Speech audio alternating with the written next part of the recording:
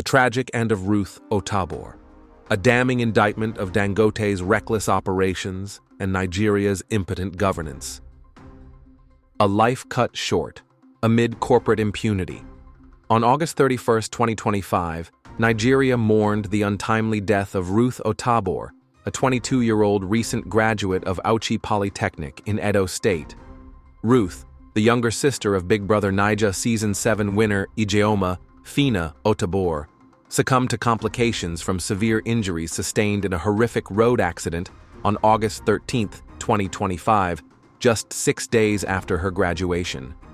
What began as a promising new chapter in her life ended in unimaginable suffering and loss, all because of a Dangote Cement truck that crushed her leg, leading to amputation and a cascade of life-threatening complications.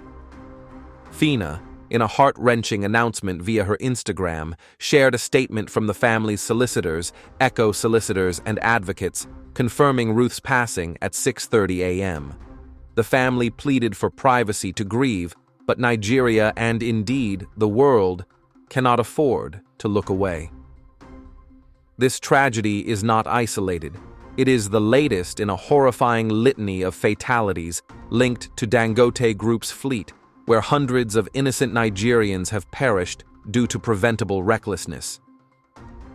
Yet, the Dangote conglomerate, Africa's richest man, Aliko Dangote's empire, faces no real repercussions, shielded by a Nigerian government too timid or compromised to enforce accountability. This article by Family Writers Press International chronicles Ruth's story, exposes the pattern of Dangote truck-related deaths, and levels sharp criticism at both the corporate giant and the state apparatus that enables its impunity. A graduate's bright future shattered. Ruth Otabor was full of promise. As a fresh higher national diploma, HND holder from Auchi Polytechnic, she represented the aspirations of countless young Nigerians navigating a tough economy. On that fateful August 13th afternoon, near the Polytechnic in Auchi, Edo State, Ruth was riding on a motorcycle when a heavy-duty Dangote Cement truck, allegedly driven by an underage and unlicensed operator, lost control and rammed into her. Eyewitnesses reported the truck crushing her leg before the driver fled the scene, only to be chased down and apprehended by a bystander, reportedly a lecturer. Ruth underwent an above-knee amputation of her right leg, suffered severe chest, pelvic, and lower trunk damage, and required multiple blood transfusions. She was initially rushed to Irua Specialist Teaching Hospital in Edo State, where she fought for her life on life support. Phyna, leveraging her celebrity platform, launched a public crusade for justice. She accused the Dangote Group of negligence, alleging the company pressured police to remove the truck's plate number and obstructed the family's access to the vehicle. From all that has happened, you decided to tell the Nigerian police to remove the plate number on the truck that crushed my sister. Everybody else takes priority over her, Phyna vented on Instagram. She demanded Ruth be flown to India for advanced treatment, insisting, "I am putting my sister as Dangote's child, because if not, Dangote will not bring his child here. They will fly them abroad."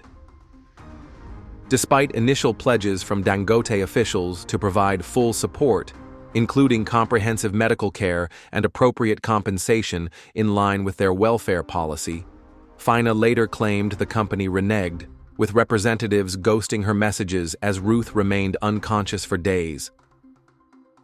Ruth was eventually airlifted to Lagoon Hospital in Lagos, but it was too late.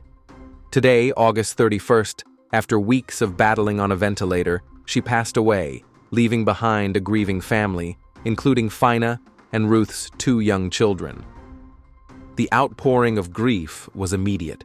Social media erupted with Bra's Justice for Ruth trending, as celebrities like Kate Henshaw and Very Dark Man, Martin's Otsa, amplified calls for accountability.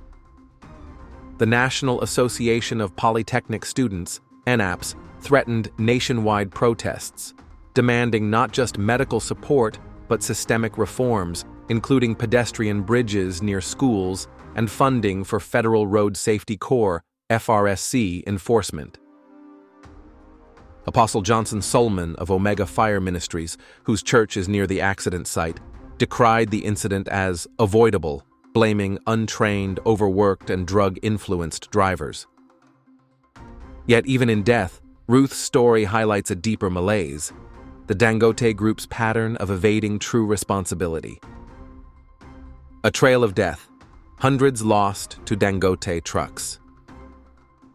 Ruth's death is no aberration, it is part of a deadly epidemic. Reports indicate that Dangote trucks have claimed hundreds of lives over the past decade alone, with the People's Gazette estimating fatalities in the hundreds from fatal crashes involving the group's fleet. The Federal Road Safety Corps (FRSC) data underscores the crisis.